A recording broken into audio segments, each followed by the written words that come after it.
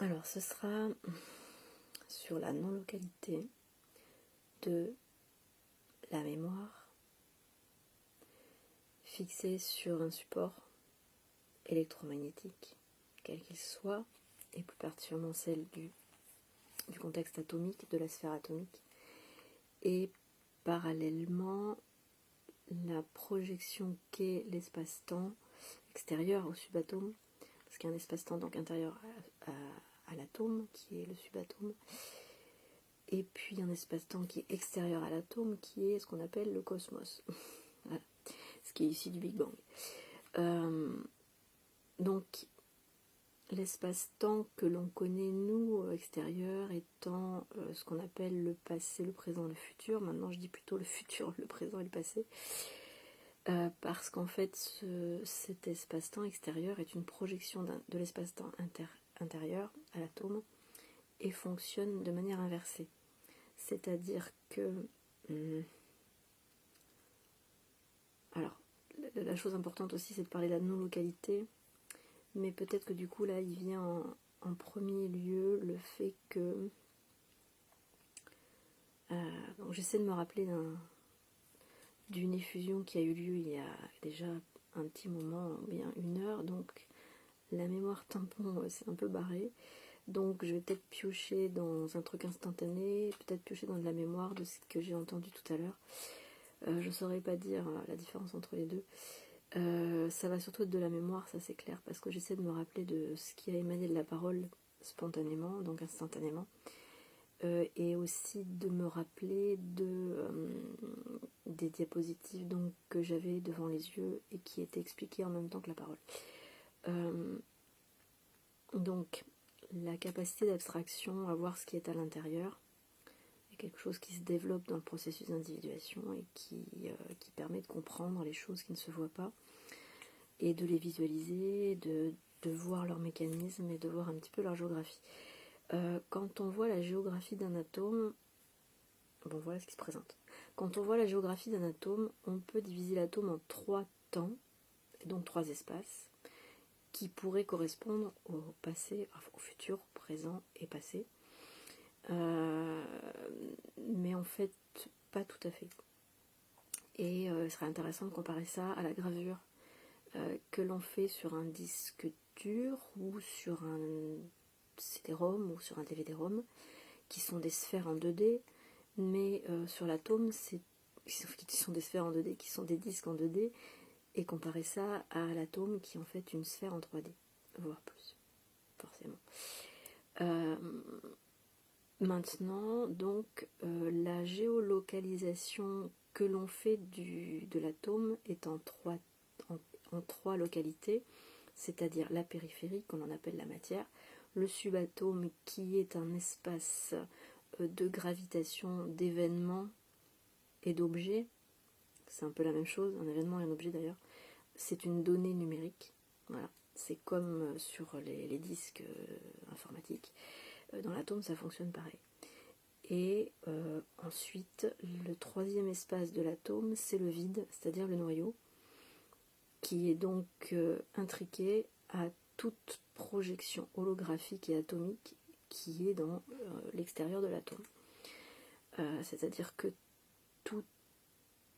toute manifestation périphérique à l'atome, c'est-à-dire toute matière, contient en elle-même une duplication d'un atome primordial qui est constitué exactement de même manière que tous les atomes qui ont été dupliqués à partir de lui-même.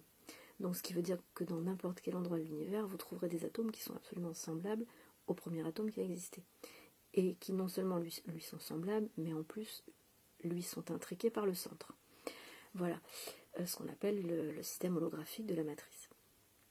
Pas la matrice dans le sens, nous sommes paranoïaques parce que nous avons peur d'une matrice qui nous gouverne, mais d'une matrice en fait de programmes qui sont tout à fait informatiques, parce que le système... Alors, j'ai pas un discours comment dire, de paranoïa matricielle, hein. Je n'ai pas peur de la matrice, hein, comme beaucoup de gens en ont peur et veulent en sortir. Je considère simplement ça comme un fait scientifique. C'est-à-dire qu'on vit à l'extérieur d'une matrice. Et on est issu d'une matrice qui est fabriquée par des programmes. Et ces programmes sont des mémoires, soit potentielles, soit expérientielles. Les mémoires potentielles sont de type futur, c'est-à-dire qu'un potentiel c'est un futur éventuel, et c'est un futur, et tous les futurs éventuels, donc tous les potentiels, sont au centre de l'atome, donc dans le noyau. C'est là où il y a le plus pur potentiel qui puisse exister, et ensuite le noyau est un petit peu comme ça, avec le mouvement qui est créé dans le subatome, et dans la subséquence du noyau atomique, donc dans le pur potentiel, sa subséquence interpénètre le subatome, et il y a aussi dans cet espace-là déjà du potentiel qui va tendre à se réaliser dans des programmes un peu plus définis, un peu plus chat de Schrödinger existant que chat de Schrödinger n'existant pas. Voilà, pour un peu simplifier les choses. Si vous voulez savoir ce que c'est que chat de Schrödinger, allez voir les données scientifiques à ce sujet. Donc dans le subatome, on est un peu plus dans un chat de Schrödinger qui est existant, donc les potentiels sont un petit peu plus de type gravure fermée en écriture, comme dans les disques durs d'un ordinateur, mais pas tout à fait, du fait de la non-localité de tous ces éléments. C'est-à-dire que là, dans ce que je vous décris, vous avez une localisation du noyau atomique, une localisation de l'espace donut subatomique qui est autour du noyau, et forcément une localisation de la périphérie de ce donut qui est la matière et tout l'univers qui en découle. Donc ça, c'est une visualisation qu'on dit localisée. C'est très utile parce que ici on a une localisation de chat de Schrödinger qui est vue et qui existe. Mais si on considère que en fait l'univers atomique est non local, tout comme l'univers extérieur est non local aussi si on va pousser ça jusqu'au bout, mais tout d'abord si on regarde l'atome, cette localisation qui vient d'être décrite ici est une façon de pouvoir comprendre comment fonctionne un atome, quel est son but, etc. Et donc on peut visualiser ces trois éléments de l'atome. Mais en fait, globalement, chacun des éléments qui constituent chacun de ces espaces se trouve partout à la fois dans l'atome, donc est non localisé. Et normalement non localisable, sauf à partir du moment, comme dit Bergson, où on le regarde. Bergson avait commencé à parler de ça dans les années 1900, pas très près de ça. Voilà, peut-être 1920, je sais pas de quand était Bergson, mais c'est à peu près ces eaux-là, je crois. Peut-être même bien avant d'ailleurs. Je suis pas très historienne, hein, donc les dates, faut pas trop m'en demander, surtout avec la mémoire que j'ai. Donc, ce qui se passe, c'est que qui c'est qui parlait de ça aussi Bergson en a parlé de manière philosophique. D'ailleurs, est-ce que Bergson était physicien? Je crois pas. Je crois qu'il était philosophe, psychologue, et ça, des choses comme ça. Mais c'est vrai que c'est dans ma mémoire de non-historienne l'un des premiers qui a compris que l'effet du chat de Schrödinger, c'est-à-dire qu'à partir du moment où on regarde quelque chose, c'est là qu'il commence à exister.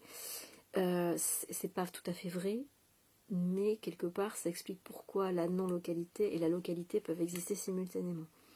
Dans le cas du temps, pourquoi est-ce que le futur existerait avant le passé?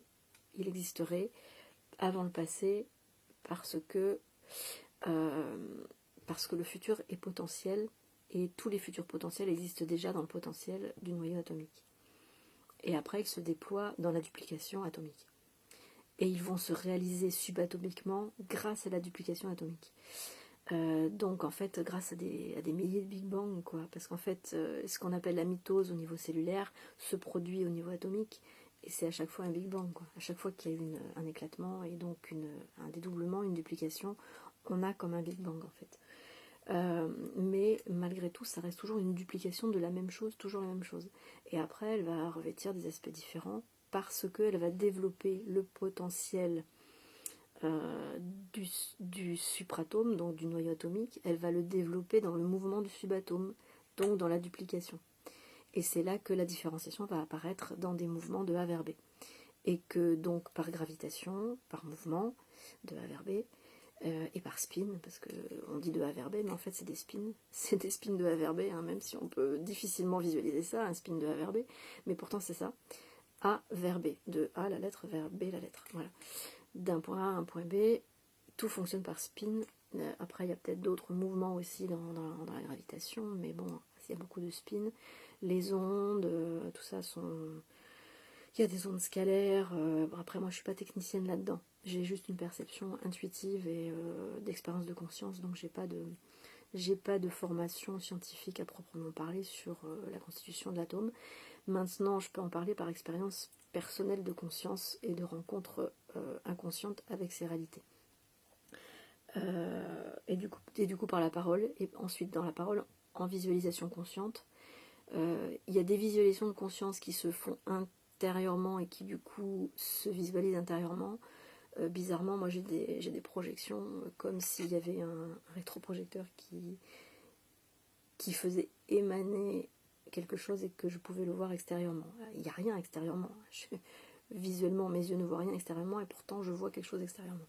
Donc c'est assez difficile à comprendre. Donc quant à la non-localité et la localité, ce qui fait qu'une chose existe ou n'existe pas, donc le potentiel étant dans le noyau atomique, va se déployer dans le temps par le mouvement du subatome et par duplication va créer des expériences extérieures qui vont ensuite revenir au subatome, c'est-à-dire expériences extérieures, ça veut dire dans la matière, qui ensuite vont revenir dans le subatome sous forme de mémoire-expérience et qui vont se graver soit de manière fermée en écriture ou de manière ouverte en écriture. Allez voir sur vos ordinateurs de quoi il s'agit, c'est-à-dire que quand c'est fermé en écriture, vous pouvez rien écrire dessus, c'est figé, et quand c'est ouvert en écriture, vous pouvez encore modifier l'aspect des données qui sont quand même gravées sur un disque. C'est-à-dire que sur un disque d'ordinateur, enfin que vous mettez à l'ordinateur, et je sais que maintenant il n'y a plus beaucoup d'ordinateurs dans lesquels on peut mettre des disques durs, des DVD ou des CD. Les disques durs, il y en a encore, quoique ça tend à quand même à disparaître aussi, à se miniaturiser tellement que c'est autre chose maintenant qui apparaît. Mais bon, surtout avec les ordinateurs quantiques d'ailleurs. Mais à l'époque où nous avions encore, et moi c'est mon cas, j'ai encore des ordinateurs qui ont la possibilité d'avoir DVD, CD et tout ça, donc je peux encore faire des gravures et voir comment ça se passe. Donc on a la possibilité de fermer le disque en écriture, donc ça veut dire qu'une fois que vous avez fait vos couches d'écriture par rayon laser, c'est-à-dire par onde lumineuse, par impact d'ondes lumineuses, c'est comme ça qu'on grave les données sur le disque, et ça se passe pareil dans le subatome au niveau de la mémoire, eh bien vous avez la possibilité de fermer ça et de le rendre définitif. Ou bien vous avez la possibilité dans le logiciel de dire non, je veux que ça reste ouvert en écriture, c'est-à-dire que vous allez graver des choses vraiment sur le DVD ou sur le CD, mais vous vous laissez la possibilité de les modifier. Voilà. Alors ce qui se passe, c'est que globalement, dans la périphérie, c'est-à-dire dans la matière, globalement, parce qu'on est beaucoup à regarder, comme dit personnes, et comme se font aussi les expériences sur la truc des 2 fentes ou des 3 fentes, je sais plus, enfin allez regarder ça aussi sur les fentes et sur les probabilités de dispersion des particules. À partir du moment où on regarde, le comportement des particules est différent, et quand on ne les regarde pas, il est autre, quoi. C'est-à-dire que les particules ont un comportement, quand on les regarde, différent de celui qu'elles ont quand on ne les regarde pas. Donc c'est de cette nature. Ça veut dire que quand on est sur la périphérie de l'atome, donc dans la matière, dans les événements de la matière, on est beaucoup à regarder le mouvement de l'énergie, donc des particules. Donc ce qui fait qu'il y a une certaine forme de gravure fermée en écriture, c'est-à-dire une espèce de sclérose, comment on dit, de sclérose, c'est tout simple, une espèce de sclérose de l'événement qui va faire que la mémoire va être figée, plus ou moins figée, parce que plus ou moins de personnes ont été témoins du même événement et vont le fixer comme étant quelque chose d'acquis. Et on peut parler à ce stade-là d'effet Mandela, parce que quelquefois, il y a des personnes qui se rendent compte qu'en fait, il y a une grande plasticité à ça. Bon, elles ne se rendent pas compte qu'il y a une grande plasticité et que en fait, c'est jamais vraiment fermé en écriture, que c'est toujours un peu ouvert. Bon, évidemment, ce que je vous dis, ça peut paraître totalement fantasmagorique, mais quand vous comprenez tout l'ensemble du truc, ça devient plus compréhensible. Quand on parle de choses bien concrètes comme ça, comme l'effet Mandela, il y a eu des millions de personnes qui un jour se sont réveillées en découvrant que Mandela était président de l'Afrique du Sud alors qu'elle croyait toutes qu'il était mort en prison. C'est pour ça que maintenant tous les effets comme ça, on les appelle les effets Mandela. Et donc vous avez un film Dark City qui parle bien de ça et qui développe bien cet aspect de la mémorisation des vécus de l'humanité. Et ça permet de mieux comprendre la plasticité de l'espace-temps, du futur, du présent et du passé, et également la plasticité de l'atome lui-même. Voilà. Ce qui fait que l'espace-temps qui est extérieur, donc le futur, je dis futur parce qu'en fait il est comme ça, mais enfin nous le futur, alors il faudrait que je vous le fasse à l'envers, mais je ne peux pas trop penser à l'envers, donc je vais le faire à l'envers, vous serez obligé de suivre mon truc inversé, désolé, mais je ne peux pas penser avec votre vision, je suis obligée de penser avec la mienne. Donc vous avez le futur qui est là, le présent qui est là et le passé qui est là. Et donc vous avez l'extérieur matière qui est là et l'intérieur atome qui est là. Comme c'est inversé, vous avez en fait ici au niveau de la matière, puisque ici vous avez le passé, le présent et le futur, il s'avère qu'en fait c'est le contraire qui est dans l'atome. C'est-à-dire que le passé est ce que l'on vit, le présent est ce qui est dans le subatome, c'est-à-dire ce qui va advenir en fait, et le futur est ce qui est dans le noyau atomique, puisqu'il y réside les potentiels. Alors c'est assez compliqué à se représenter, puisque c'est une abstraction très très très forte. Il y a une abstraction très forte aussi, c'est que c'est difficile, je comprends, pour beaucoup de se représenter comment est un atome. C'est déjà une abstraction de se dire il y a une périphérie, il y a un espace subatomique qui est comme un donut, la chair du donut, le beignet, et un espace vide qui est le noyau. Déjà, quand on parle de ça à beaucoup de gens, c'est une abstraction très compliquée à se représenter. Mais en plus, quand on leur dit les éléments qui sont dans le noyau et les éléments qui sont dans le subatome, comme les éléments qui sont dans la matière, en fait, ne sont pas dans le noyau, ni dans le subatome, ni dans la matière, mais partout à la fois. Alors là, on a une deuxième couche d'abstraction qui est un petit peu compliquée. Bon, c'est donc le chat de Schrödinger. Et ça fait que, puisque c'est partout à la fois, et que ça se fige au moment où on le regarde, allez voir l'histoire des fentes, je ne sais plus, les fentes de Fermi, non, je ne sais pas ce que c'est, enfin, je sais plus ce que c'est, le terme pour déterminer, pour identifier cette histoire de fente, là, de mouvement des particules.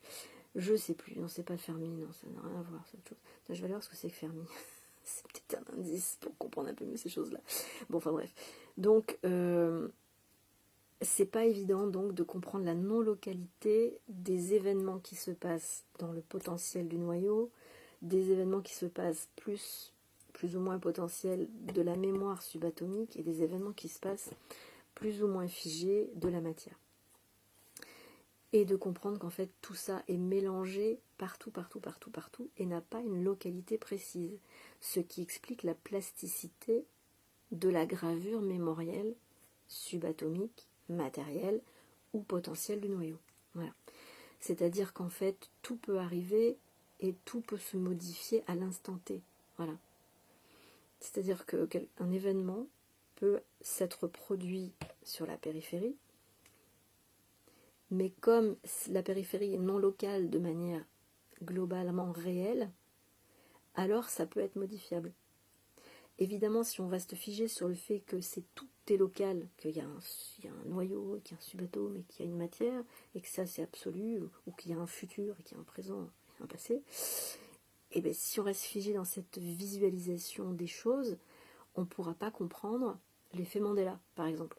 Voilà. Par contre, si on comprend qu'il y a une non-localisation et que tout peut être à la fois, c'est-à-dire du coup, si vous ne regardez pas dans la boîte, le chat, il peut être à la fois dedans et pas dedans. C'est-à-dire qu'il peut être dans les deux états en même temps.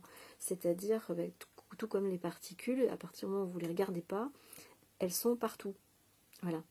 Et la matière n'existe que parce qu'elle est regardée. Bon, encore après, la question, c'est qui regarde pour que ça existe. Ça, c'est intéressant, mais ça peut devenir un débat philosophique, mais il faudrait quand même que ça reste un débat matérialiste, c'est-à-dire physique, scientifique. Je me lancerai pas là-dedans parce que du coup je suis à 19 minutes puis j'en ai que 23,07, donc ça va pas être possible pour un débat aussi complexe.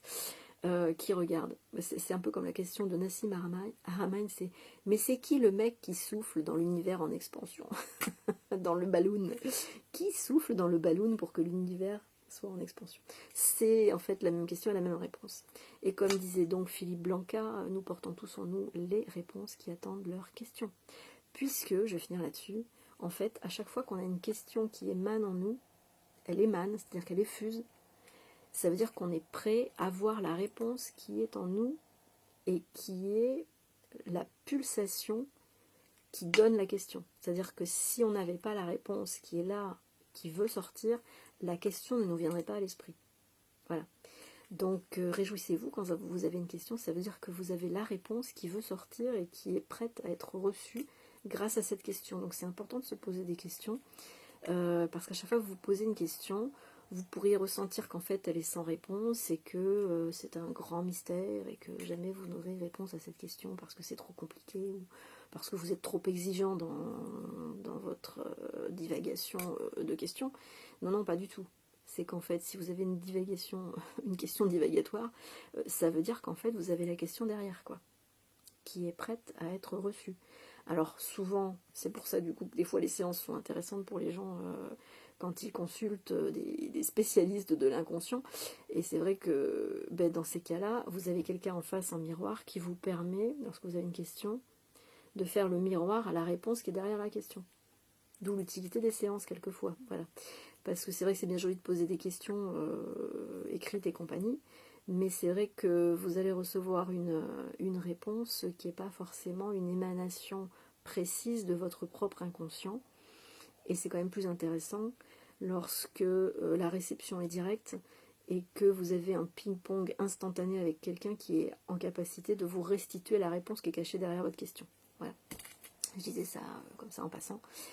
Ça peut être utile à certains qui posent beaucoup de questions et qui malheureusement créent une distance entre une question et une réponse qui ne sera pas forcément, alors tout dépend, parce que quelquefois on pourrait imaginer éventuellement que la réponse qui est donnée a été piochée dans l'inconscient de la personne qui a posé la question. Mais bon, on n'en est pas tout à fait sûr non plus, quoi. Bon, après, c'est vrai que nous partageons tous le même subatome, la même subconscience et le même inconscient collectif, comme disait Carl Gustav Jung.